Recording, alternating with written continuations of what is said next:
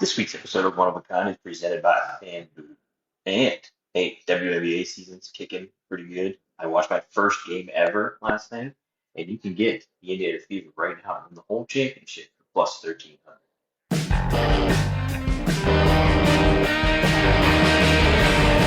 Rob Van Dam! Rob Van Dam! Rob Van Dam!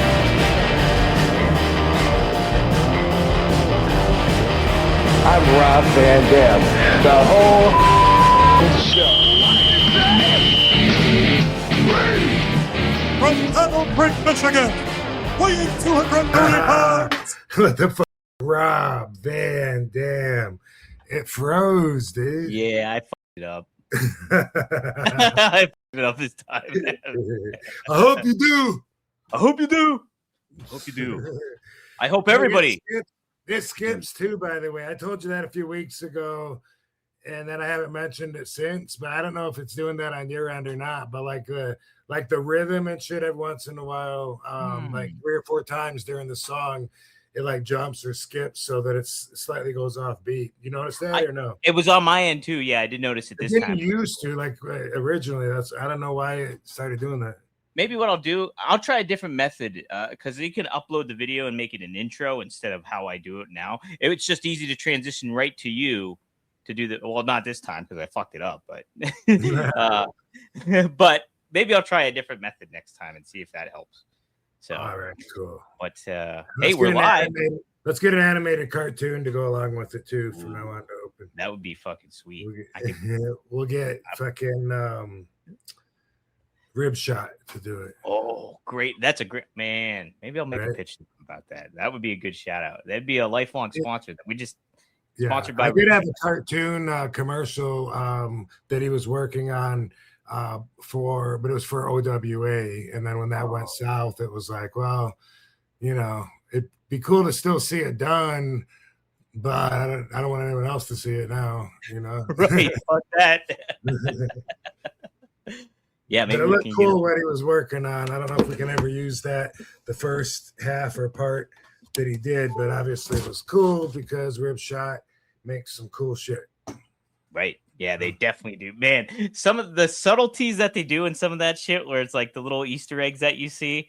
Did you see the fucking one with with Violent J? And he's talking, he's in the Ferris wheel with Shaggy 2 Dope, and they're talking about, they're going like in loops, and like the conversation stops because they're out of the picture, and then it continues. And they scroll up, and who's sitting in the seat above him, but Doink's just by himself. It's fucking hilarious. Yeah. By the way, do you see JCW in AEW?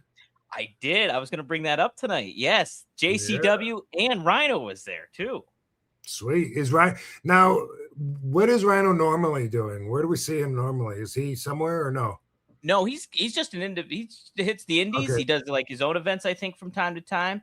But I see him actually every time I do a signing. We have the same agent, so I always see him. But I didn't know like if he was AEW every week or. I think he would be great in AEW if they used him pretty regularly. He looks amazing like right now too. It's just like he just looks like Rhino. Yeah. But they did the Ice Bucket Challenge actually tonight for Rebel with the ALS. And so they had Orange Cassidy, Roderick Strong, and Kyle O'Reilly. They all sat in like a kiddie pool, and the ICP and Rhino dumped the ice on top of them. So cool. Okay. And what else did they do? Like that's not what they were there for, right? Obviously, like I didn't see that part of this. I don't know exactly what they were just like, I think on like a little pre-show thing before Dynamite, and like Tony Khan came out with them, ICP and stuff like that. So they were just in it because they were in Detroit. So so that they kind of like, I think they were in town and they wanted to see Tony, and Tony made it happy and then got him on a little bit. I think it would be awesome though if JCW and AEW did something together though. Yeah, a lot of fans listening might not know unless they've been longtime fans, but a bunch of us came out of the same area around the same time, and in the wrestling business, you know, myself with Sabu and ICP, but also when they started doing their albums and shit, they had Kid Rock, Eminem, and Who else? did you just name somebody that plugged this in my head, or I can't remember now. But anyway, somebody there's somebody else that I wasn't familiar with. What's funny is I can remember the lyrics from the song, but I don't want to sing it. But you sure you don't? You don't want to sing it, Rob? Skinny dipping in the pool, you know what? Drown hose, fuck him doggy style, and fuck that ass like the bongos. And they go doo doo the bongos.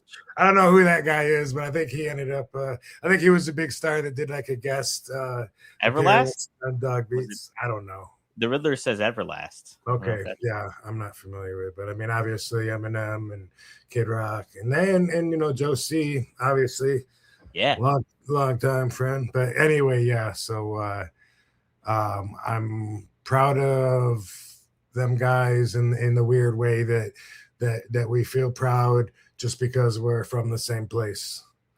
So it is pretty cool though. It's so neat that you guys' paths crossed that early, and then it took a completely different route of what they've done. And obviously, like Jay is such a fan of wrestling and everything to that effect that he goes back to it. But it's like now, and right now, I think he's crushing it more than ever. Like I think everything that he's been wanting to do with wrestling right now, he's doing it and just starting to do it at the level to where he's like super stoked having Vince Russo there writing and the exposure that they're getting, the credit that they're getting for having entertaining storylines and shit. So I've talked to him, and that's my impression, is that like he's like more stoked than ever, and that he's been doing this for 25 years or plus, however long, 30 years, whatever. And then now it looks he feels like man, dog, you know, like we're there now. We're there, dog. So good luck to ICP. Oh, you clowns. you darn clowns. You gosh darn clowns. I think it's awesome that, like, you know, it is, to your point and what you've been saying, like, you know, it feels like JCW is actually getting a popular reputation, where it seemed like they were just kind of like very, very underground early on, you know, and like it's like, oh, Juggalo Chain, that's just something that the guys like doing, basically. It kind of felt like, you know, but now it's like, okay, this is a wrestling promotion you can tune in and watch every week, and you know, there's storylines, there's characters you follow around with, and you can get attached to and stuff. And so like I'm sure Jay is super duper happy with how it's been going, and like he should be at this point too, for sure. So yeah, what a great good that they're rising up there. I think that they put the effort in, and Jay's got the passion for it, and it's neat to see Russo back in the mix too as well. So also, did you know tonight, I think it's tonight and tomorrow, TNA is actually in Philly. They're at the ECW Arena coming up. I did know, but I forgot. Yeah. I had talked to Dreamer several weeks ago. I mean, it was shortly before he exited the company, and I actually talked to him about several things. One of them was specifically the possibility of RVD being at those Philly shows at the ECW Arena. Yeah. Wow. Yeah, that would have been something. We had Frankie Kazarian on a couple weeks ago here, and he's going to be there. And so is who he had last week, Candice Michelle. She'll be there too. So that's pretty awesome. So yeah, what two great guests we've had on the past couple weeks. That's been nice. So Candice was great, by the way. I was so like, I didn't watch wrestling around that point because I was like in college, so I wasn't really familiar with her career, so to speak. So like kind of getting to hear who she was and like how she views wrestling and how she views life in general, I thought was super duper cool. Yeah, what a cool person. So. Yeah, I was surprised at the angle that she took which was, if you're gonna interview me, you're gonna get the real me that's got the experience to teach from. Obviously, she's a mom. I think she's got 3 kids, if I'm not mistaken, and that's who we got. She came across with a lot of with a heavy bag of lessons for everybody, and following up and commenting like on my 5 recommendations. And she said, I said, avoid it when people do this and that, and she said, I call those traps. And I was like, that's it. It's going to be the Rob and Candace show from now on. She gets it. Yeah. She gets me. You get me, Candace. You get me. Yeah, super cool. Absolutely. Hell yeah.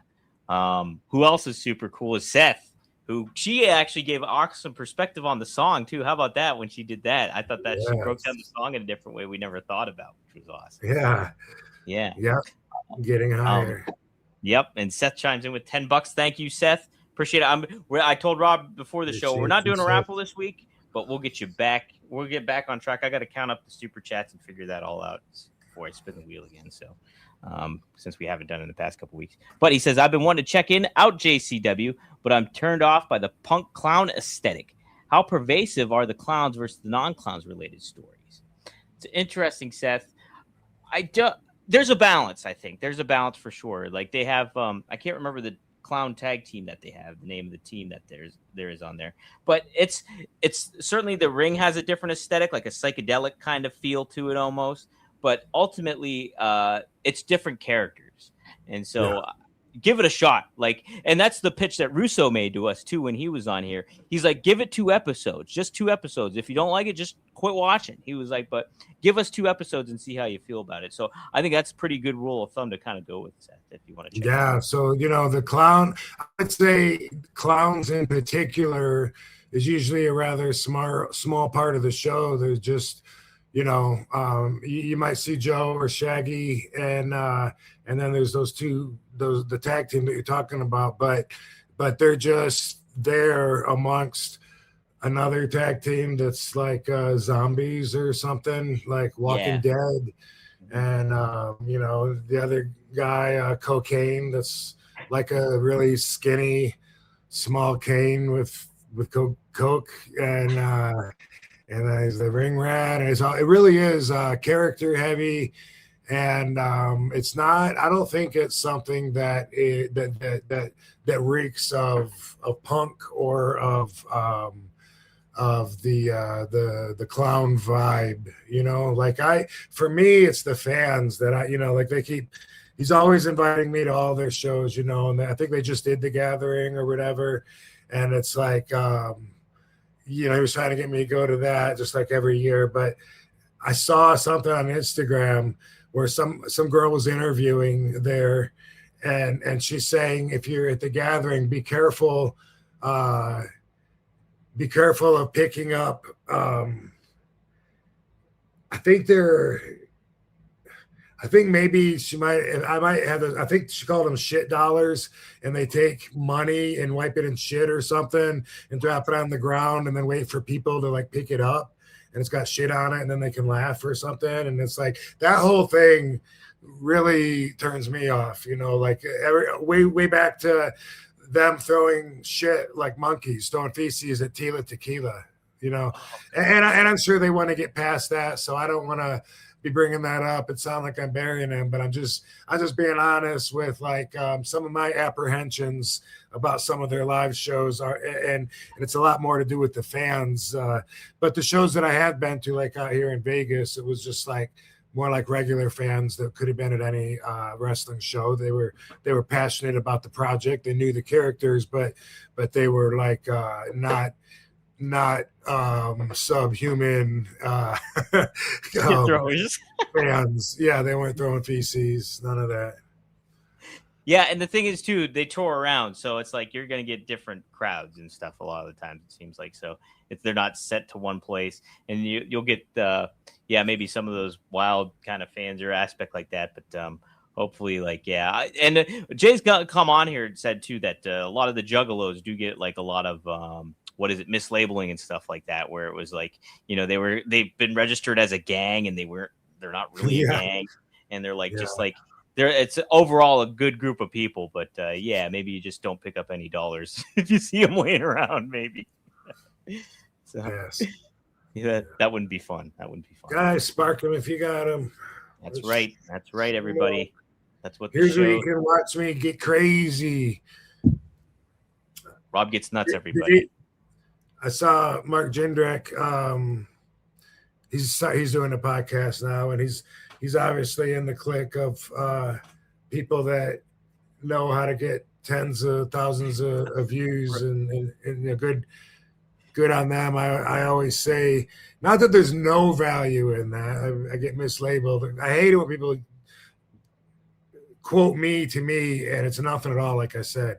But anyway, I mean, if that was the main goal, obviously those people don't even say die or gun.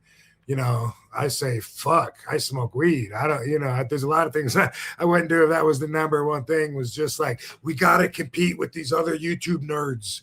This is how we validate ourselves. It's obviously something different for us, and I like the fans that we do get. And I absolutely. I would much rather have quality people that get me than a huge number of people that don't get me, that are writing, Rob, I'm so disappointed that you have a different opinion than me. I'm really bummed that you said that about Raja. I wish you wouldn't have said that. That ruined. I want us to think exactly alike. I want to be able to, I want you to be able to be my role model all the way through and never make a mistake. And fuck that. I'm more about being true. I'm more about principle. That's the whole thing. Believe me, I would, if I didn't have principles that I care about, I'd be so moldable.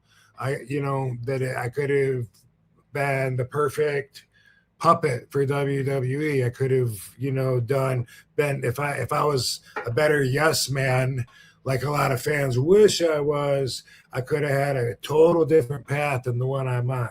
I like the one I'm on, and strangely, some of those same qualities that a lot of people can't stand about me, like that I think different than them, and like I stand up for what I believe in, even if it's an unpopular opinion.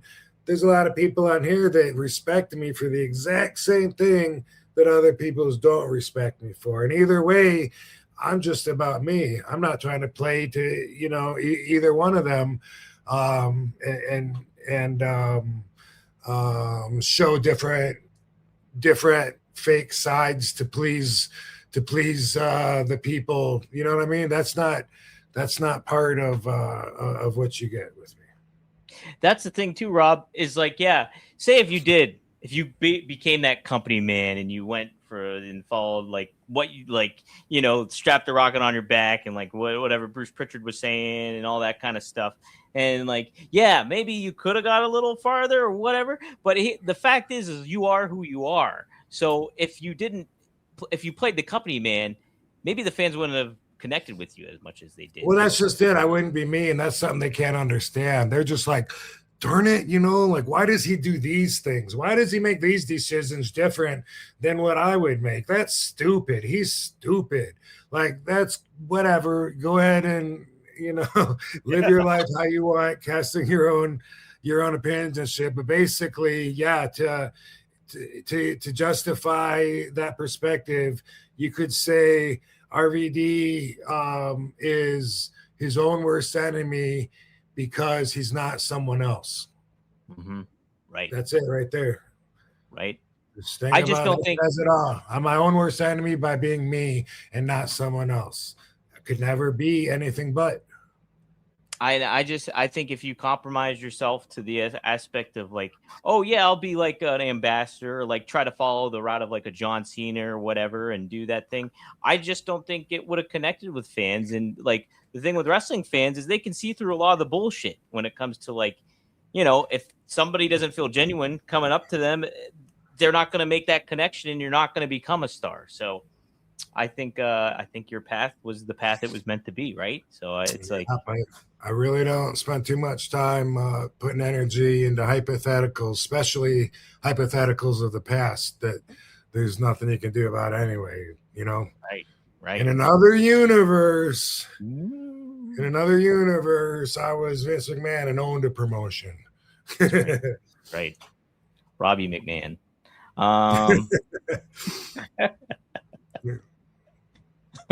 Boston Brad, all the way from Australia. Thank you for the $50. That's fucking crazy, man. Thank you.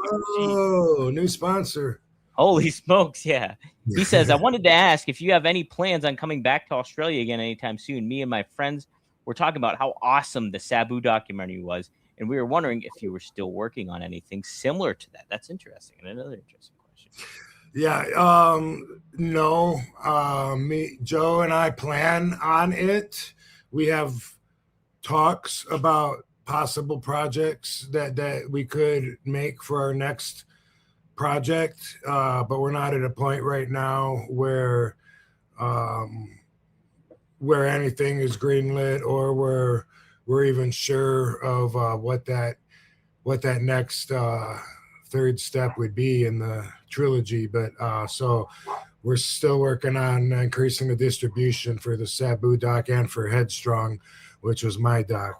But like on a weekly basis, though, we talk about, you know, what we could do. And, you know, if that ever becomes what we should do, or we see it that way, then we will be working on something like that. I don't have any plans of going to Australia right now, but I do talk to them all the time. I just talked to Matt, my friend from BCW, just a little while ago, actually, and yeah, there's been another promoter from a different part of Australia that contacted me recently. I love going there. It's always something I look forward to, one of those kind of trips. Don't have any plans of it at the moment to share with you. Well, that's the thing too, is that was your first match back was in Australia after your injury. Mm-hmm. So like, and you talked highly of how great of a promotion that was down there too. So, yeah, I've wrestled for them for years, for a long time. Had a lot of good times with them. One time we had myself and Katie, Sabu and Jeannie franchise, and Dominic DiNucci, Tajiri. I feel like there was another female. Was it Francine? I don't know, but man, what a good time though. You know, like a whole ECW reunion. Yeah. And usually there's Q&As involved with those bookings besides the matches and stuff. And it's a good time. Man, it's a good time. Sounds like a blast. Australia's on my bucket list, definitely to go. Shout out to Maddie, by the way. All right, second bet. Stick with the Indiana Fever. You want Caitlin Clark to an MVP? You can get her right now at plus 1,000 on FanDuel. Blue Chew Gold is better sex in a tablet. They combine 4 ingredients with one powerful solution. 2 ingredients get you hard physically, and 2 support arousal and desire in the brain. It works fast and lasts. Guys, have a complete experience in the bedroom with Blue Chew Gold. We're always happy with RVD to have Blue Chew as a sponsor, and no doubt about it, they get the job done for you in the bedroom, mentally and physically. There's a reason Blue Chew is the #1 brand for better sex. Experience it yourself at BlueChew.com. We got a special deal for our listeners. Right now, when you buy 2 months of Blue Chew Gold, you get the 3rd month for free with promo code RVD. That's promo code RVD. You will also receive an additional 10% off plus free overnight shipping on your first order. Visit BlueChew.com for more details and important safety information. And hey, as always, we thank Blue Chew for sponsoring the pod and the bedroom. Maddie, end of the show. Speaking of Maddie, we'll pop up his Australia, member for 12 months. I've been for a year. Thank you, Maddie. He says, the Chinese man who invented the camera lens has died. Rest in peace. Zoom in. Zoom in. Oh my God, that's so I didn't catch that. Nice. All right. He says Aldis versus Gunther. Thoughts on the match at SummerSlam and Nick Aldis, and then any Funaki stories. Yeah, what do you think? Have you interacted with Nick Aldis before? I have. I have, I mean, nothing super standout. I wrestled him in TNA. Um, I know I heard him say in an interview, um, he was talking about the match, and he said that he said I'm a lot. He said I don't know if you know this, but Rob's like solid muscle, and he's hard and really like a lot heavier than he looks. And he said I picked him up to do my move. And I misjudged a little bit. He landed kind of weird because it was heavy. And I was like, "Are you all right?" And he said, "Dude, that was cool." That was his RVD story. So you got to like a guy with a good story like that. But I remember also like that I hit him. I pie faced him with a chair. I don't know if it was the back of the head or the front of the head. And I remember him reacting in such a way that wasn't cool to me because he was bitching about it, like crying, like fuck, god damn, and then obviously the way I took it was that that I caught him. And then, like, dude, you all right? You gotta respond to that. Dude, you all right? If I ask that a couple of times and you don't respond, it makes me want to hit you again. Because then it makes me think, like, what are you doing playing? Now you're gonna be silent on me? Like, you're not gonna just give me the okay and let me know that, you gotta just give me the Iggy, just let me know if you're okay or not, because I just heard you crying like a bitch. So at this point, if you're not going to talk to me, then I don't know. It makes me want to turn it up, crank it up a little bit. And it was just a tiny little thing. He probably doesn't even remember a little thing that happened in our match. We were going up the ramp. I think it was a tag match, not even a singles match, but just something that I remember, something real short. This ain't the right place to air, but to me, I was thinking, unprofessional, fucking, give me the Iggy back. Let me know if you're fucking okay. Or else I'll give you something to cry about. One of those kind of things, I guess, maybe. That was pretty long ago, though, right? That was like it was so long ago, yeah. And he's just always been cool, and he's married to Mickey James. I love Mickey James, so if she's with him that long, then that says a lot for him. He's got to be, at least someone can stand being around him. That's what someone said to me a long time ago. They said, if you get married, it shows people at least someone can stand being around you. That gives you some cred, right? That gives you some I didn't know that he was wrestling Gunther, though. Is that the SummerSlam match? That's the SummerSlam, and he's been the SmackDown GM. He's never wrestled in WWE before. So okay. So it's going to be pretty cool to actually see him get back in the ring, because I mean, it seems a little funny of a follow up, like after Cena, like now he's the monster legend killer, whatever, and then it's like, wait, the GM, but that's cool though. I guess what they've been doing must have worked, because just like you said, it's going to be cool seeing him wrestle again. Hopefully everybody feels like that, and then I don't know whatever they did to make it mean something more than a manager wrestling the top heel. I'm sure they've got that covered. Yeah. So like, I love Nick Aldis, and I think he really set the tone for NWA as the champion and stuff like that. I think he put them back on the map. I've never seen it. Oh, really? So he was great as the NWA champ. Like, he would literally travel around and reestablish that 10 pounds of gold title and stuff like that. He did a great job with all that. And then he had a little feud with Cody Rhodes too before AEW even started. And then once AEW started, it was like a different kind of thing. But ultimately, what they've done with Gunther in the build after beating Cena, after beating Goldberg, after retiring AJ Styles, retiring all those guys, the follow-up has not been great with Gunther. But I think putting him with Aldis as like a fresh opponent, I think should be interesting. And I'm kind of intrigued by that. And I like Nick Aldis a lot, so it'll be neat to kind of just see him get back in the ring. But it's a head scratcher how they underutilized Gunther over the past several months. When did he wrestle Goldberg? It was like a Saturday night's main event. It was before Cena retired. So they kind of set the tone for like, oh, he retired Goldberg and now he could retire Cena too. Wow, how about that? And so That's kind of what happened. But the follow up has not been ideal for Gunther. It's been kind of like they've been misused him, I think, quite a bit. Yeah, it seems like it wouldn't be that easy to follow that up with. Hey, right? you just retired the number one guy for the last 20 years. What are you gonna do now? Right? Yeah. Like I mean, try to give him a world title run or something like that. I don't know, or build build off of it. And I guess it's just I don't know. They just mishandled, I think, in certain ways. But Seth also had another one I almost forgot to pop up. He said, I never saw Candice wrestle a match, but I loved her energy on the podcast. Seems like she's got her own philosophy that's not too far from our ideology.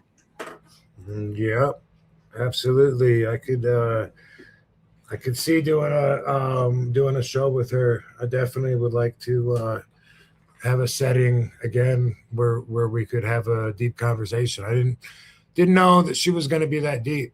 No. But obviously I knew she was cool, and how many people knew that she married Katie and I? That was I didn't know it. I didn't. Yeah, she's always going to have a special spot in our lives for that. Yeah. Well, you can tell how much she cares about people, and so what a perfect person to have for that.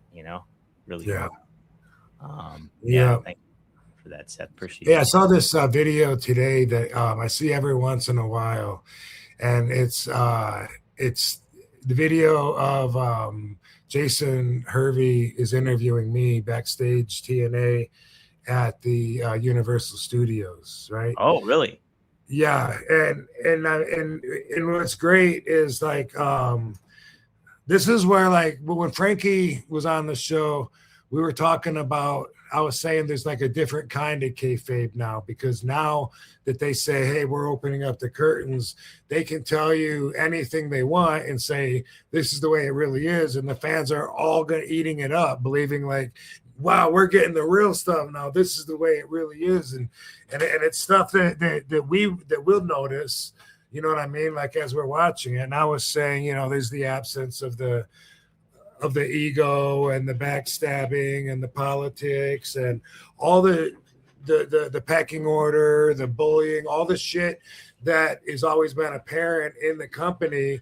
They've erased that, so the fans that just think we're all friends and buddies playing can then once again believe that they're right about it, and so it's a different kind of kayfabe now. And this kind of falls into that. So Jason Hervey is interviewing me. I just wrestled, and so he's saying that I have a match coming up, and he's like, "You just got mic checked into the corner post, and by Ken Anderson." And I'm like, "Ken Anderson? I got a match with him tonight. Shit, man, quit talking to me. I got to get ready for it." No, Rob, you already had your match. And I'm like, dude, I think my sugar's dropping or something. I feel funny. You know what? Can we talk about this later?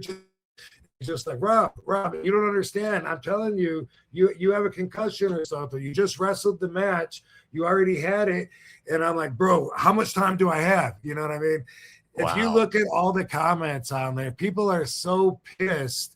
They're like, why the fuck would they keep recording him instead of getting this man some help? And then, wow, he's so concussed. One person said, it's hard to tell when people are concussed when they smoke weed. Yeah, because that's how we talk all the time, right? Oh, yeah. Let me get back to Jindrak. So, I saw Jindrak. Jindrak was rating talking about the top podcasts or whatever. And so I saw. So let me see if he does mine. First one he does is RVD's, and it was cool. Everything was friendly and stuff, which I would expect it to be. But just the one comment that sticks out that I'm always saying on here, I'm always trying to point this out, but he says, Rob doesn't get too high, doesn't get too low. He kind of keeps everything right in the middle. He goes, not to say that he doesn't get high. I mean, because he gets fucked up. You know what I mean?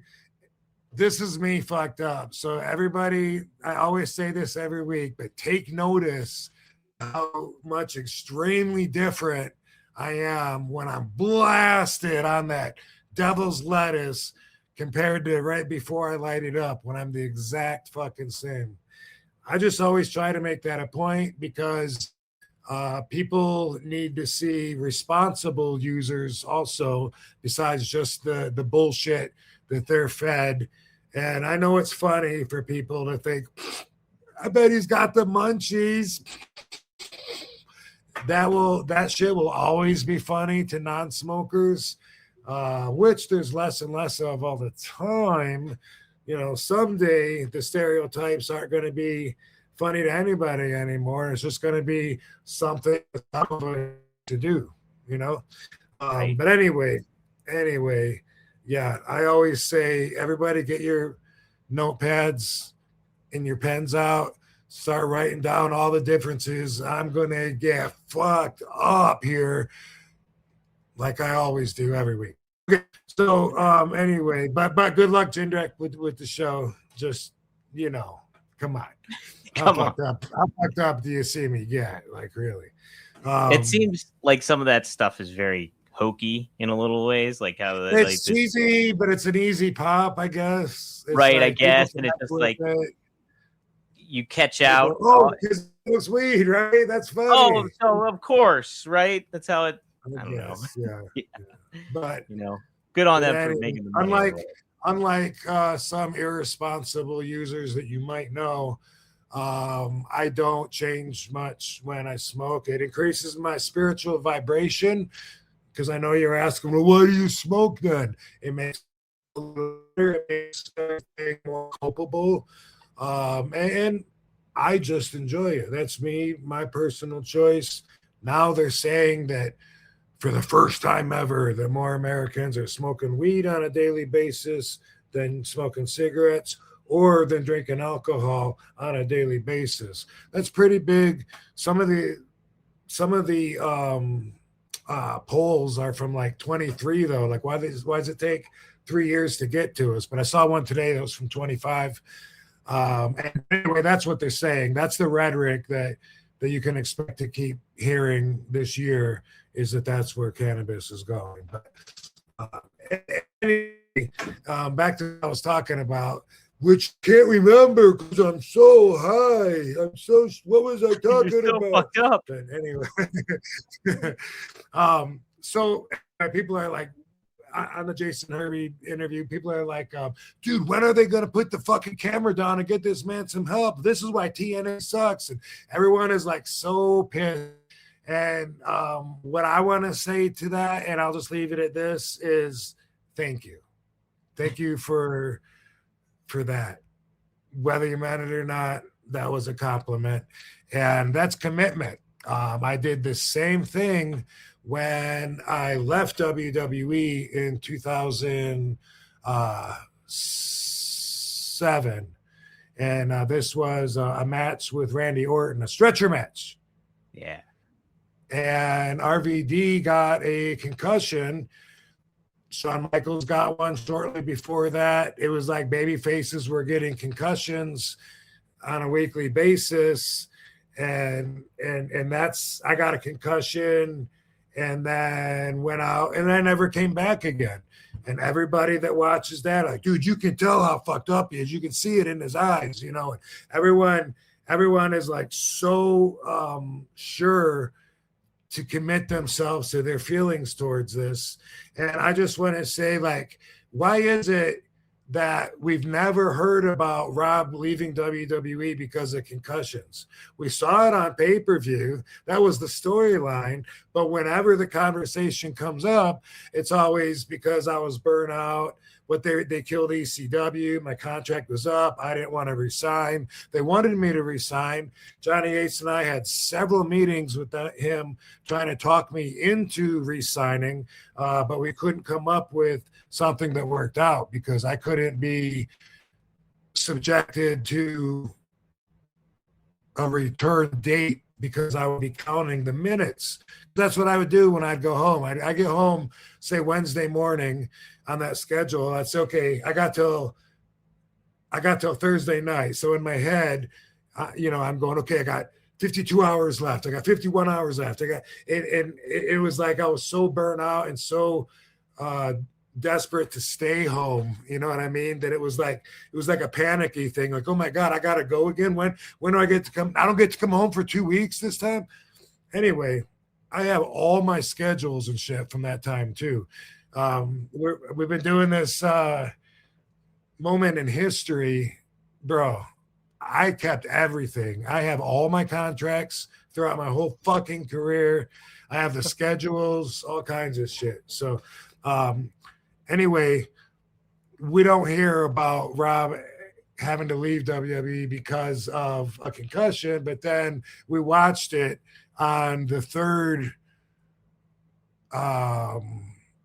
It was the third ECW pay-per-view One Night Stand when I wrestled Randy. I forget that, but I think it was called, wasn't it? I think. Was it? Let me make sure. Yeah, I'm not 100% sure, but I think it was. I think you might be right. I wrestled Randy. Armageddon 2003, Rob. I think it was. No, that's not 2003. Never mind. Hold on. 2007. 2007. Let's see. RVD versus Randy. Yep, you're right, Rob. Brutal stretcher match at One Night Stand 2007. See, so when we talk about ECW coming back and doing those pay-per-views in WWE, we forget about that. We just mentioned the two of them. Yeah. I when you mentioned that, I was like, they had a third one? Right, because it was so not ECW, and ECW was so already gone by then. You know, it was basically just the name, I guess, they were using. I don't know. But anyway, I was proud of myself staying committed in that match. You know, like I always explained, the Sheik taught us to make the moment real and to really be living in the moment. You know, I remember one time, boom, bumping Randy, and I grabbed the top rope and I jumped up like I do for my frog splash, and my foot missed the turnbuckle and I like rolled onto the floor, you know, because my senses were off, my balance was off, and you know, I was into the concussion like so much, and all of that, man. I enjoyed that part of acting. It's something particular, something physical that I'm good at, can commit at, and make it like really real. One other time I was committed like that. And this one is kind of a funny story.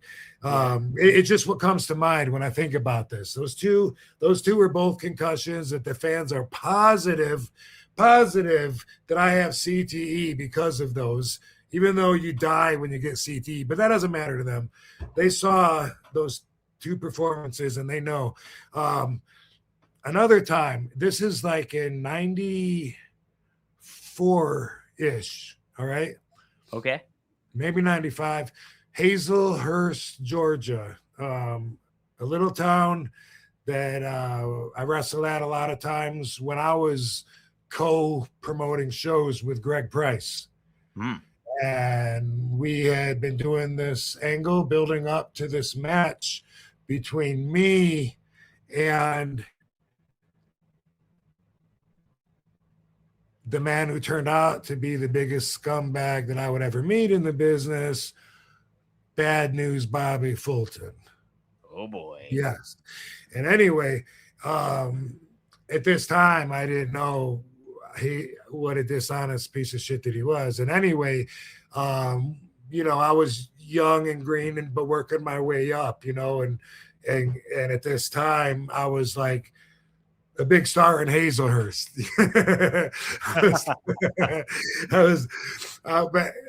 So anyway, I wanted to do this thing that we did back then. Going through a table was almost unheard of. It was nobody else was fighting to do that. Oh, I'm going to do that in my match. No, there was for sure nobody on the card was going through a table. You didn't used to have to worry about that shit. Nobody even wanted to. And the fact that I wanted to go through a table, they all thought I was fucking crazy. That's how different it was back then in 94 or whatever. Yeah, 94, and, right? We're into the, you know, after boom, boom, boom, we have our match and Heat and come back and boom, boom, boom. Man, and Bobby gives me a hip toss, but I reverse it and I give him a hip toss, but he reverses it and gives me a hip toss. Eventually, I go over the top rope, bam, and crashed right through the announcer's table. And it was like unexpected. And so it was like out of nowhere. And it was like brutal enough looking to where everybody was shocked and thought they just witnessed a murder, you know? Yeah. And like, and even back then, I remember, you know, like Bobby, like earlier, well, just make sure you grab that top rope, brother. Take care of yourself. It was so different back then. You know what I mean? Yeah. Like to want to dive over and actually crash hard, like everybody from the bottom of the top of the card wants to do now. I was the only one back then that, you know, was wanting to do shit like that. But anyway, I crashed through the table and I laid there, folded in the table, and sold it unconscious while everybody left until the very last person left the fucking arena. It was like, okay, good night, everybody. You know, be safe on your way home. We'll be back here September 5th for an evening of all-star wrestling. And they're like looking at the table on their way out, like, what the fuck? You gonna do anything with this guy? I just stayed there and took a nap and waited, you know, until I was like, is everybody gone? You know, and didn't want anybody to see because I was like so into that angle and wanted, you know, to have some real heat in that rematch. But dude, that's fucking great. Hell yeah. Yeah. Anybody gonna help this guy? He's just laying here. What's that? Anybody gonna help this guy? He's just laying here. Yeah. Yeah. Hazelhurst, Georgia. Man, the pride of Hazelhurst. Back then, that I was also telling people I was Jean-Claude's cousin. So sorry about that. I was told to do that by a promoter. I learned eventually I could get over and be honest. Bobby, well, he didn't learn the same thing. He don't know nothing about honesty. Fuck that scumbag. Right. This is kind of bad funny. news, Bobby Fulton. F you, Bobby. F you. In the butthole. In the butthole. Seth, this is interesting. He says WWE is flailing. They've got wrestlers holding KFC chicken in their promos, and they put on-screen ads over matches, not during the ad break. Yeah, that's been a big exception there. People have been taking it. But Rob, if you're presented a KFC bucket to cut a promo while you're holding a KFC bucket, would you? How would you pull it off? Could you do it? What's it pay? What's it pay? That's in the words of the great Sabu. It meets the RVD. It meets the RVD salary or the fee that you. Yeah, it meets the booking fee for sure. Hey man, everybody likes chicken. That's right. I remember when I was in WWE and they wanted me to do the thing with Taco Bell, and I didn't. And I was like, I didn't like it, you know, because I don't know. I mean, back then you're always still learning about yourself and still developing, hopefully, in some ways. But I remember back then, you know, like, but I don't eat chips, you know, I don't want to represent that to people. And then, you know, like and then people probably think because I smoke pot, because they think that if they smoke pot, they have to eat fucking Doritos for some reason. And so they probably think that about me. I don't want them to think that about me. I don't want to, you know, if people are going to follow me for what I actually do and stuff, it's more about living a clean, healthy lifestyle and using weed to enhance that and actually elongate your life expectancy. What's that got to do with Doritos? But I think eventually I did something, but it was compromised. Like they wanted me to hold the bag and crunch it or something, and instead. I don't remember what I think I did it without the bag or something. They were sponsored. It's stupid shit like that. A bunch of stuff like that I look at that probably weighed up so much against me with some bigger stuff too. But, you know, a lot of people might wonder, you know, like, dude, RVD was so over. Why the fuck didn't they do this with him or that with them? So some of the reasons were stuff like this, you know, I wasn't a good yes man, and sometimes I could have been more. Sometimes I definitely couldn't have been more of a yes man and had to stand where I stood, and that's just the way it was. And then there's some shit that you ain't heard about, and that's a little bit heavier. Yeah, man. As far as disagreements with the wrong people, if you're trying to make an impression. You're right. Yeah. Part of it. A good impression, anyway. Man, I would have liked to see you in a Taco Bell commercial, though. That would have been Yeah, I had a little Taco Bell dog, about a Chihuahua after that commercial back in the day, and then another one. I had 2 different Chihuahuas, great dogs. Yeah. I interact with Chihuahuas before. They're pretty cool. I like Chihuahuas. Yeah.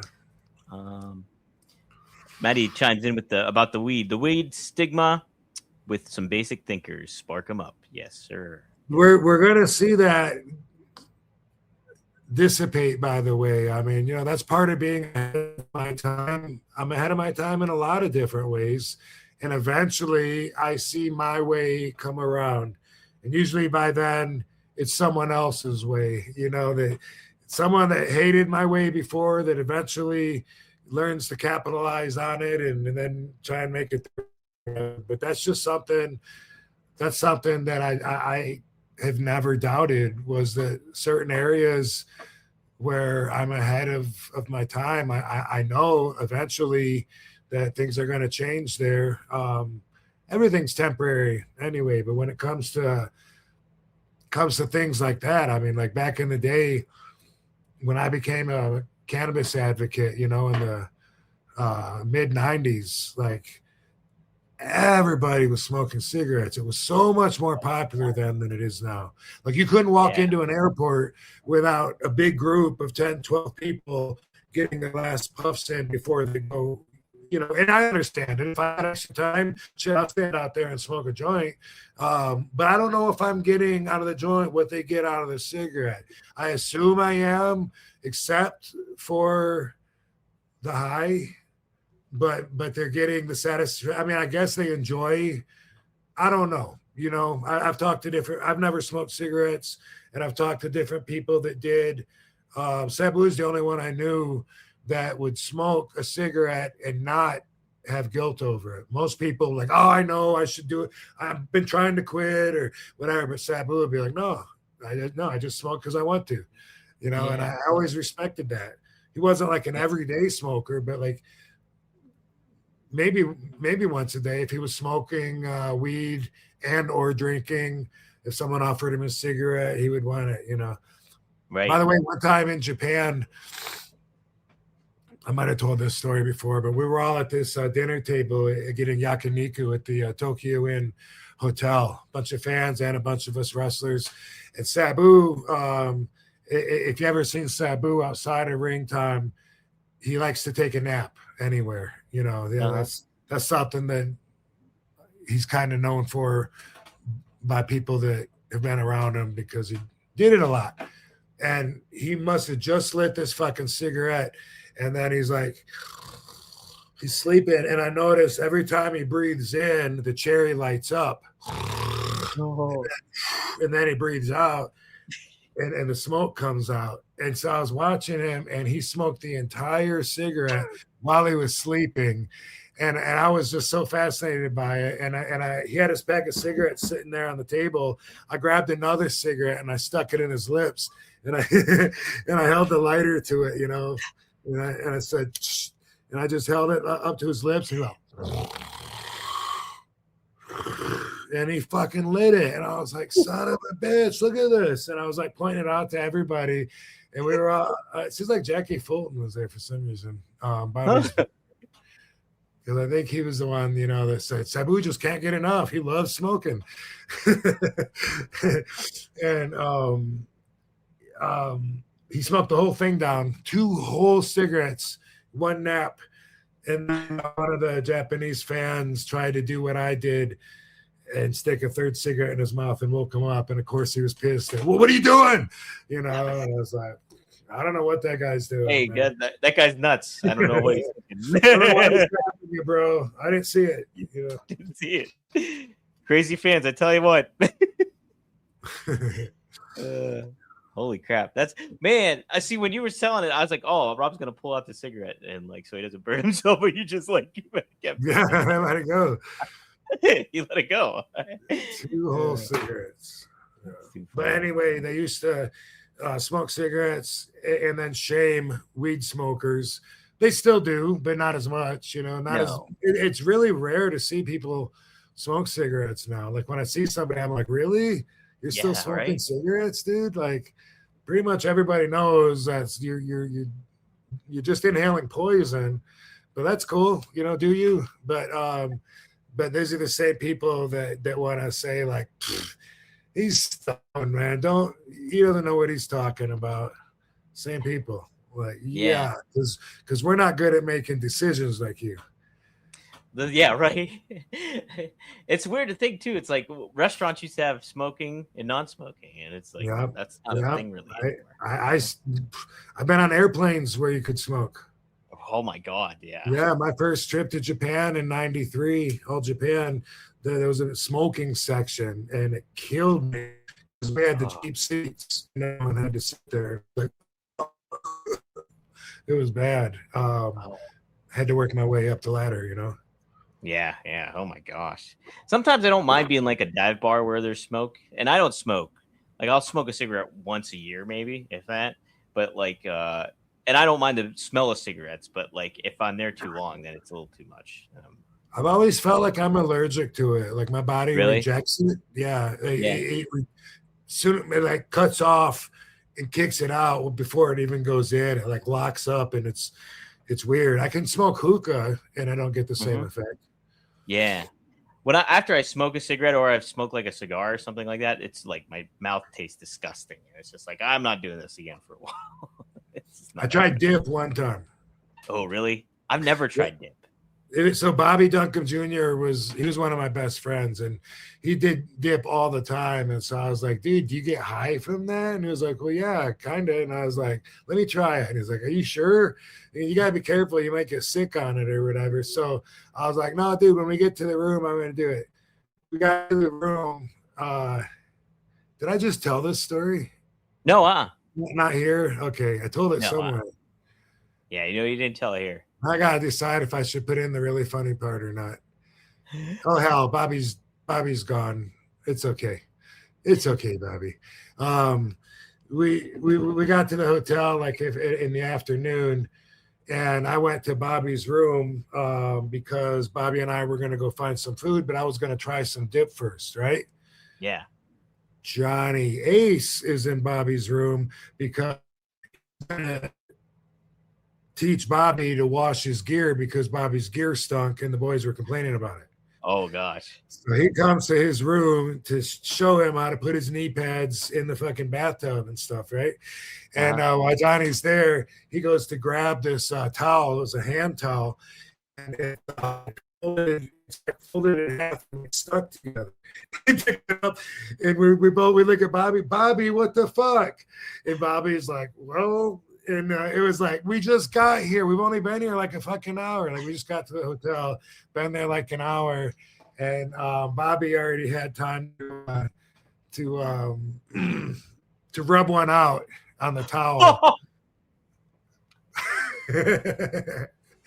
So Johnny wanted to show him you put your knee pads in the towel and you wrap it up and then you stomp on it and it soaks all the water up. But the towel that he got was clung together. You get it? Yeah. So that was funny. And then I took but I tried the shit, and I just remember Johnny and Bobby were watching me. Did you feel it? Do you feel it yet? And I'm like, no. All right, wait a couple of seconds. You feel anything yet? Like, no.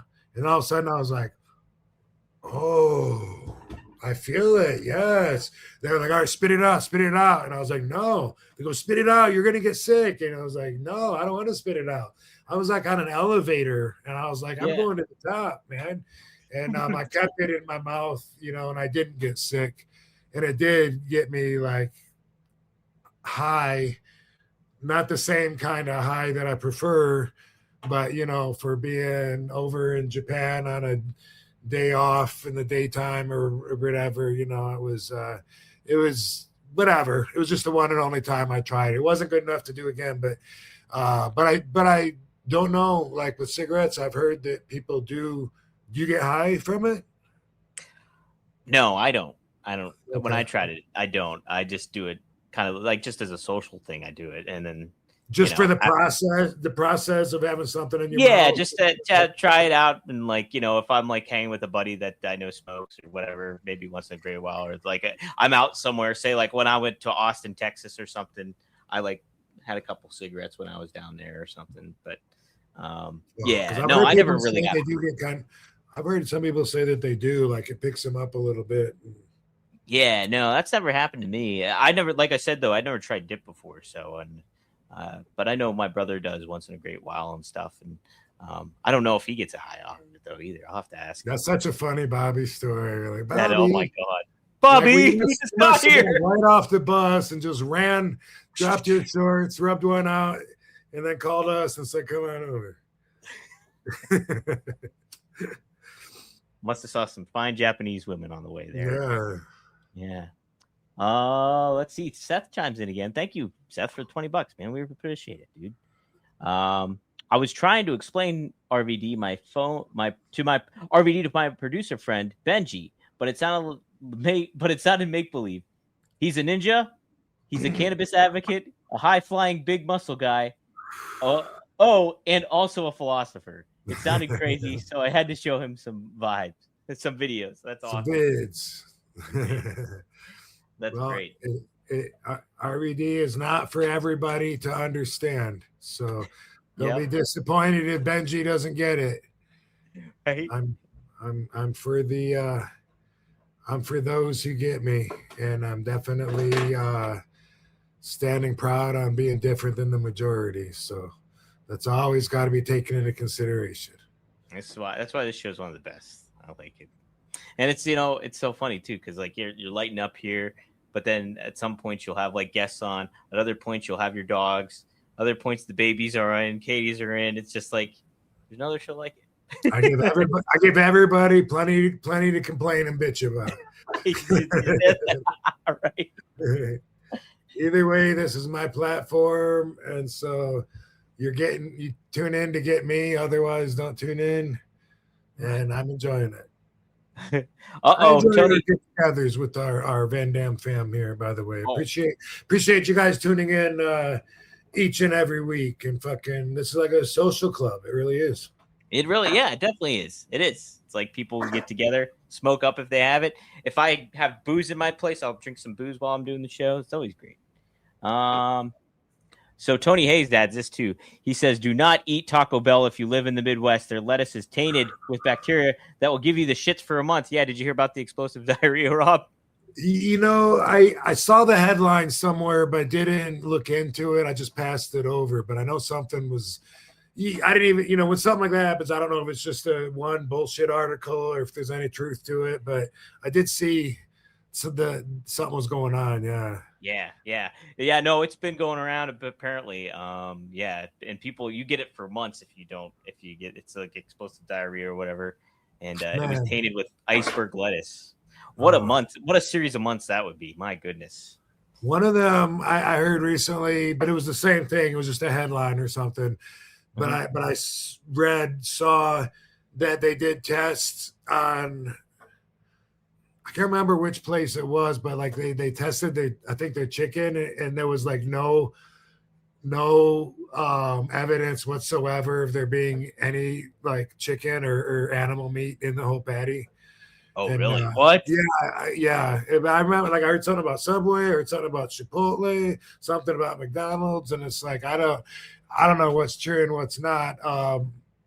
I currently don't eat fast food very much at all. Like, I have in the past, and like when I was in WWE, I would eat at Subway once or twice a day, and then usually eat at a restaurant afterwards if I could find something open. But lots of times it's 2 a.m., so you got to get whatever you can. So that was a much bigger part of my diet then. But now, like, I hardly ever go through a drive-through to eat. If I'm making a bank deposit or something, maybe. But it's just it's just not a big part of my life now. I'm not saying that that I'm better or worse than anybody else, but that kind of stuff isn't going to affect me like it used to. I used to love Taco Bell. That used to be like one of my favorites, probably next to Subway. And I considered it one of the more healthier choices, but Yeah, I always like Taco Bell. I I mean, don't I'm know, not fast food guy.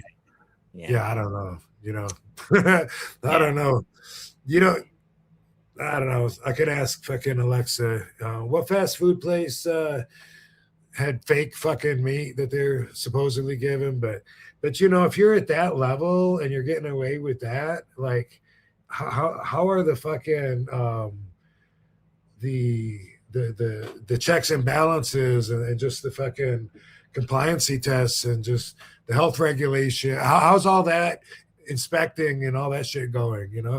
How can that be possible? Like you've been that doesn't. been in business for fucking 60 years and we're just finding out that now, or they just start doing it? That's weird. We're like, they've been paid off for that long that they just propagate all that? I don't even know. It's all believable. Anything's just as believable as anything else, Right? When it comes to corruption, it goes to the top. So why not? Why the heck not, right? The Boston Bat, thanks for chiming in. Thanks for the Australian $10, mate. I work in a place that is very strict about drinking and drugs, where we get drug tested every month at random. I since got promoted to management and changed the policy to allow medical use of weed. Oh, how about that, Boston Bat? Yeah, very cool. Hell yeah. And that's something I've been reading. I just read today that I think it had I don't know if it had like a number, thousands or whatever, but a lot of businesses are supposedly changing their policies to allow medical marijuana in their systems now, like he's talking about. Yeah, so, I saw you share that on social media. I saw you. Oh, I did. Okay, yeah. Do you remember? Was it a number or a percentage, or was it just saying? I can't remember what the fact. I can't remember either. I can't remember if there was a percentage or not. Yeah. But anyway, that's good. I mean, that's a prejudice against it that it's a Schedule III, like prescription drugs, but unlike prescription drugs, you still can't travel with it. You know what I mean? Right. Like you got to take your medicine with you. Right. Yeah. Right. Exactly. Man, that's interesting. Good for you though, Boss Bat, to do that. Yeah. Good job. Yeah. Hell yeah. Frankie Chorizo always asks the good questions. Hey, he says, thanks for the $5. How did everyone remember to stay away from the corner before Bammer and Taz fell through it? How did you stay away from the barbed wire and garbage wrestling? So how did everybody remember to stay away from the corner before Bam Bam and Taz fell through it? I couldn't tell you. I wasn't there. Oh, there you go. And then how did you stay away from the barbed wire and garbage wrestling? You kind of talked about that beforehand. Like you just that wasn't your style, right? Doing all those. Yeah, that it just wasn't my style. When Sabu and Terry Funk had the barbed wire match, I made it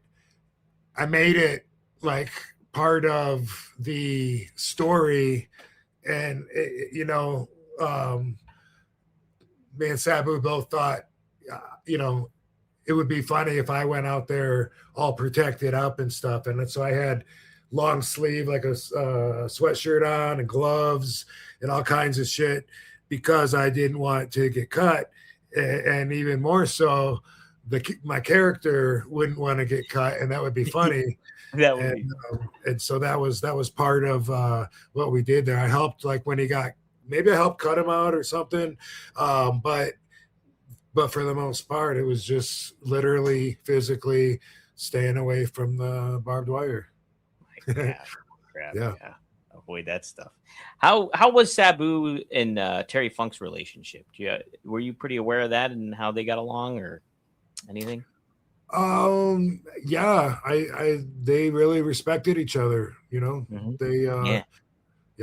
They definitely did. A lot of people coming up, old timers and such, knew Sabu through Sheik, and so a lot of them would extend their respect and love for Sheik and give it to Sabu as well. More so than me. I was Sheik's boy too, but Sabu was like literally his blood and flesh, and and his gimmick was like similar to that, and so was his spirit. And I'm just an individual. I wouldn't try to claim to be what Sabu or Sheik was, of course. I think the three of us were three unique individuals that had a lot in common and a lot different from each other in really cool ways. But I saw that a lot with Sabu, like some of the people that Sheik had worked with. It was a much better relationship for Sabu to work with him then. Wow, yeah, I believe that too. And like, just Sabu had that kind of, yeah, that's what I could gather is like Sabu developed that kind of mentality that Sheik had from, obviously from Sheik, and so pretty cool. I've said this before, and I've said that I don't think I've ever heard another wrestler talk about this, but Sabu always used to carry a spike in his boot. Oh yeah. And that was because he wanted to be able to defend himself, and his number one predicted attacker wouldn't be a fan, it would be the guy that he's working with. And so again, when it comes to fans thinking, oh, they're all just friends and playing together, and now that there's no more kayfabe, they believe more than ever it's all friends playing together. So what if Stu hits you on the head with a can? Like, you're a wrestler. So what? You're gonna hit him over that? Pfft, no. You're both wrestlers. It's okay. Fuck that.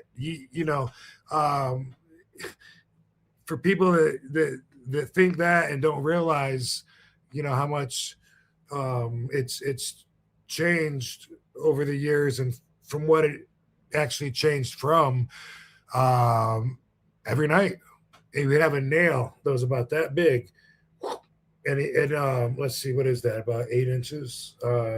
Something like that. Yeah, it's probably about that's big. Yeah, it's almost like 12 inches, I would say. It's almost ruler size. I think probably 9. He wore that in his boot, and sometimes he would work with it though. He would pull it out sometimes, and like and use that to cut the opponent's forehead open and work it. And when he's doing Sheik style and making him bleed, but otherwise it was strictly as a shoot for protection for him. And I never heard another wrestler talk about that until recently. I heard Perry Saturn mention it, and Perry said that he asked him one time, dude, what is that or something, and he was like, what the fuck? And Perry seemed to like laugh it off, but also made a point of just how crazy that was. But more than that, how crazy the time was back then. Right. I remember when we were training with Sheik, him telling me when he was wrestling somebody that somebody in the crowd stabbed him, and I can't remember if he got a fork and like put it in the guy's stomach or something. Some story in Puerto Rico, and I think that inspired Sabu too, like that story, because he told it to us a few times. And right now I don't remember the details, but back then that was part of our world, was that story. And Sabu, I remember one time in All Japan when he was wrestling Stan Hansen, and Stan was, not gonna be there for Sabu where Sabu wanted him to be. Sabu's like, oh, I do this, chair, top rope, and then jump, out to you out on the floor. Is there any way I could move? Yeah, you can move. It was, and the whole thing was going like that. And Stan saw Sabu take the nail out, and at one point, it was, and just like was looking at him, just like kept walking. It seems like that would be a conversation a lot more than it is. Yeah, right. Wow. Nowadays, like if one of the guys had a weapon on them to protect themselves against the other wrestler while they were in the match, that would sound so out of place, out of pocket, it just it's not the business that we're in now, but that's the business I got into, you know? Yeah. Could you understand why Sabu did it though? Like it had something like that ready Yeah, to go? Sheik, when he trained us, he also made us feel like enemies that were going to be coming after us. Wow. Yeah. Yes, in the wrestling business. And he told us stories about when he was attacked, not just by the fans, but there was something with I think with Carlos Colon, but I can't remember what. But yeah, so he had us scared, actually, thinking that some people were going to be wanting to take advantage of us in the ring because of something he did, or something that happened years ago. So Was it the Bruiser Brody stuff?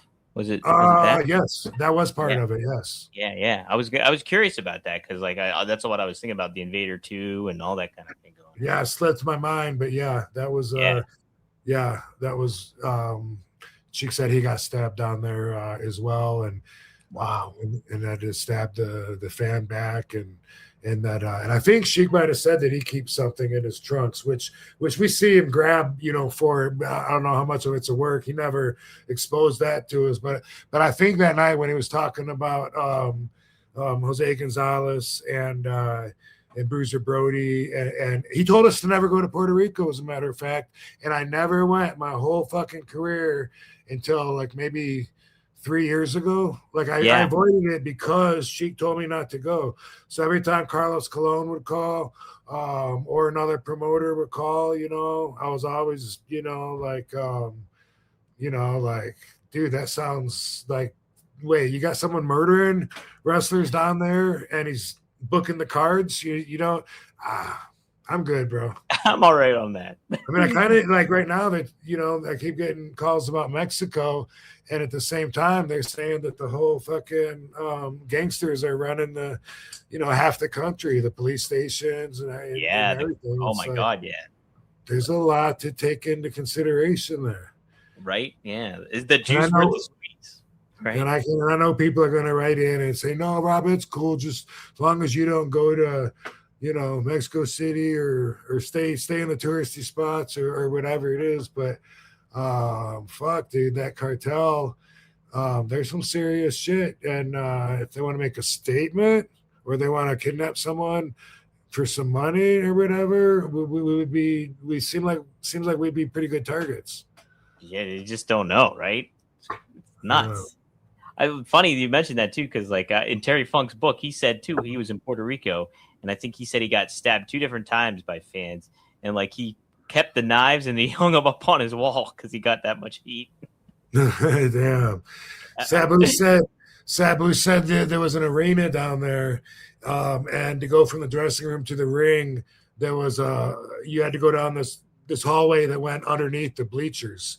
And he said that the fans sometimes would hold like rats and shit and drop them down on the wrestlers' heads. Oh my God.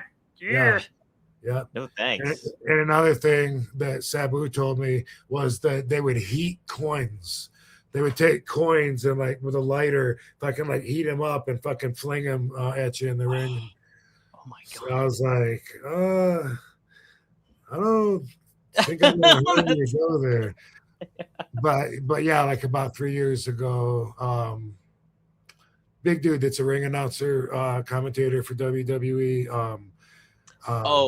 Was it it begins with an H? Like Hugo Sandovich or whatever. Yeah, that Hugo. guy. Yeah, that guy. I know who you're talking about. Maybe it was 5 years ago. It goes by quick. Yeah, it does. But anyway, yeah, that was the first time, and I just figured enough time had gone by. But yeah, that's right. I forgot it, but that was part of our upbringing was we were taught to be scared to go to Puerto Rico. Like they were waiting on us down there because of some heat that Sheik had. Yeah. That's crazy. Yeah, that's man. Yeah, but I always, whenever I heard Puerto Rico, I'd be like, oh man, I love Savio Vega, but I don't know if I'd go wrestle down there if I was wrestling. But it was cool when I went. Yeah, nice. Finally, Yeah. Let's see here. Want to make sure I get the super chats. Did I get all of them? I want to make sure. I did want to bring something up, Rob, that I thought was interesting. Oh, here, real quick though, we'll do Frankie's. He posted another question. Thanks for the $5, Frankie. He says, "Can a boxer prevent becoming punch drunk if they play a lot of chess? Any stories of the ECW top rope slipping on someone? Why was it like that?" All right, can a boxer prevent becoming punch drunk if they play a lot of chess? I don't think so. No. Yeah. No. Yeah. You get punch drunk. You're a shot boxer. Yeah. Any stories of the ECW top rope slipping on someone? Why was it like that? No. The only thing, I mean, that's exactly what was going through my mind when I did the dive, the famous seen a million times dives out on Bam Bam Bigelow. I was thinking, man, if the top rope rolls when I go to push off it that way instead of just straight up, if that makes it roll, I'm gonna fucking eat shit, and there's no telling how I'll land. But I didn't. I mean, everyone remembers when the top rope broke on Sabu and my match, Hardcore Heaven. The night that Kimono Wanalea danced on top of the roof, the rope kept breaking during the night. They kept fixing it, and then by the time the main event was going in, it was already, I think, like close to 1 a.m, and then the rope broke first time we hit it, and it was a big like, oh fuck. And then I looked, and Sabu went from the chair up to the sagging top rope, like fucking hung there, like it went and did a moonsault, and I was like, okay, all right, so we're not gonna sell that the rope's broke then. All right, fuck it, fuck the top rope then, and we just had our match anyway. Yeah, there you go. Right, roll with the punches. Ash Vega chimed in. We talked about this, Ash. Actually, ICP at AEW ain't that cool? It's definitely cool. Hope they do more. Yeah, we're talking about that. That's fucking awesome. I'm sure they're stoked as well. Yeah. Don't know what all they did, but I just saw on social media them on the stage and stuff, and fans seemed happy. Yeah, absolutely. Ash Vega, by the way, there's a card that you won, so get a hold of me, dpdangelo@gmail.com. Send me your info. I got to figure out which card you won at this point, but you won something from the RVD raffle like several weeks back. So send me an email with your information because I can send that out to you still. So be sure to do that. Rob, okay, before we close out, I wanted to bring this up. Friend of the show, Brian Solomon, who wrote the Sheik's biography there. He covered an article in the Pro Wrestling Illustrated recently, and what he brought up was like the age of top stars right now in wrestling. And if you kind of think about in the past, when Stone Cold was at Stone Cold Steve Austin, he was about 36 years old. And so he made a list of some of the top stars here that are currently younger than ever, right? No, older than. Really? Yes, look at this. So here it is, Rob. So look at Cody Rhodes, 41, Roman Reigns, 41, Kenny Omega, 42, John Moxley, 40, CM Punk, 47, Randy Orton is 46, I think. 46, did that say? Wow, is Randy Orton younger than CM Punk? Wow. Chris Jericho, 55. And then there's a whole bunch of other names here that are in the 40s. There's only one on this list that is below in the 30s, and that's Nick Jackson of the Young Bucks, I believe. And that's it. The rest of these are all stars that are in their top names. How crazy is that? Yeah. That's amazing. Yeah. It shows what I know. I thought it was going to be the other one, the other way. No. But I mean, couldn't they also put a list together of wrestlers that are fucking under 35 that are working the tops of the cards too? And I mean, they selected that list, right? Is that so I think Brian went through and found up a lot of the names that are like, at the top of the card here. Like if you look too, so it's Cody Rhodes and Roman Reigns and CM Punk. They're all world champions right now. So and Kenny Omega. Oh, Cody's not a champion. I'm sorry. Roman Reigns, Kenny Omega, and CM Punk are all the world champions of, two world champions. So this happens to be like a list of the oldest stars. There could also be a list of the youngest stars that might have as much of a push as some of these guys, right? Or no? A few of them, but I think the majority, if you look at this list, it's a lot of all the main eventers, especially in WWE. It looks like current main eventers going on. LA Knight's even at the top of the card right now. Seth Rollins, he's 40. He's at the top of the card. Brock Lesnar. But to your point, though, there's some names up and coming, like a Braun Breaker or Obafemi, Will Ospreay. So those are some other names that can kind of push back a little bit about that, but it's kind of fascinating because it's like I think it kind of speaks. Yeah, it speaks to like I think the longevity of wrestlers nowadays and the how much better their process and kind of like staying healthy, eating clean, and doing maybe not doing all the painkillers and drugs to this point too kind of helps out, and obviously you're an example of that too, right? So it's kind of neat to see that. But people also find it frustrating because it's like when you're pushing new stars too, because a lot of these guys have been established forever too at the same time. So where do you find that balance, I guess? Right. So, but kind of a fascinating list. I thought I'd pop up there, especially with Brian writing the book on the Sheik. So cool. Well, this has been a good one. Mm-hmm. Yeah. Let's see our moment in history graphic. Yes, let's do it. All right. Yes. We do a 5-star history, everybody. Boom. There it is. And Rob brings out a little piece of his history to share with everybody. So here you go, Rob. Boom. What do you got for us? Oh. Okay. Wow. Okay. Well, I was in a hurry running, sliding into the home plate right before this show, so I would have liked to have had a little more time to find something, but I have so much cool stuff, and like I was explaining, I have schedules, I have contracts, I have posters, like all kinds of shit.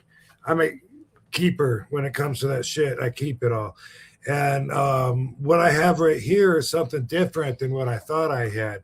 I thought that I was going to show you my original WCW contract.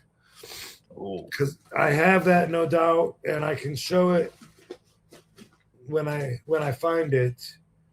But and I got a good story to it, but we'll save that for this. I didn't realize till just now, but when they did the invasion and I joined WWE in 2001, I actually had a contract for WCW. What? That's what they did. They bought ECW, they bought WCW, and they put them together as the alliance. What I didn't realize was I was signing a contract with WCW, and that might sound strange, but I'm holding it right here, and it's 2001, and check this out. Just read the first bit there, the first 2 lines. Wow, look at that. That's crazy, right? Who fucking knew? And then I wonder when it changed and when I signed a WWE contract. Was it before I actually went, or was it the first time I renewed? I don't know. I haven't looked through the details of this, but I remember, I remember what my deal was, and it was a 3-year deal.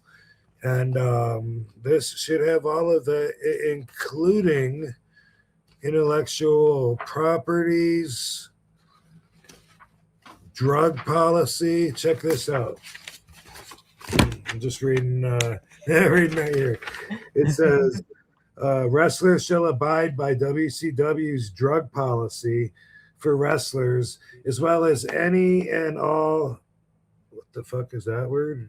Oh, amendments, additions, or modifications to the WCW's drug policy implemented during the term of this agreement, and consents to sampling and testing of his urine in accordance with such policy. In addition, wrestler agrees to submit annually to a complete physical examination by a physician, either selected or approved by WCW. WCW's current drug policy, which wrestler acknowledges herewith receiving, is Annuex hereto and incorporated by reference and made a part hereof. Wow. So that's pretty interesting. They must have, when they bought ECW and WWE, they must have thought that they were going to run half the shows with WCW corporation. And, I remember now, and this would make sense, hearing that maybe they were going to even do separate house shows and have like WWE shows and then have like WCW, what would be shows. They didn't really know exactly what they were going to do when they first acquired everything, and they were figuring out the best way to do it. They were going to maybe run two separate companies completely as they were, and it looks like maybe I was going to get thrown on the other show, and I didn't even know till just now. Wow.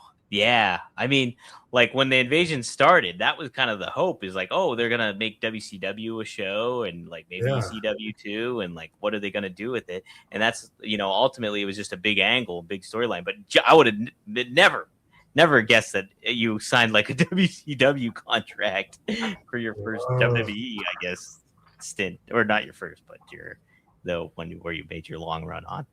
But that's great. And this particular copy isn't signed. I usually have several copies, and that's why it's easy to keep one. But usually, especially if it's something big, you go back and forth with the lawyers, and they redline the little clause right here. We just need to make a little change here, and okay, no problem. And so a lot of times, more so it's digitally now than it was back then.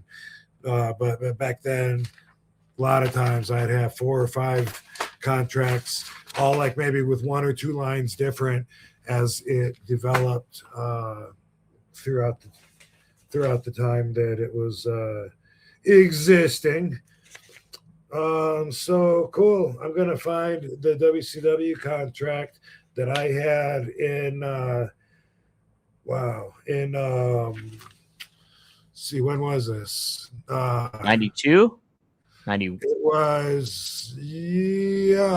was December 92 that they first gave me the contract, and I stayed until May of 93.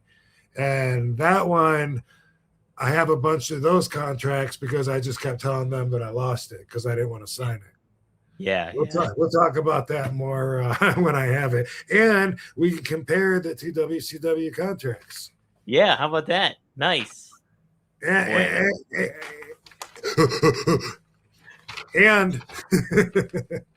we'll look at this sometime because I have a bunch of these.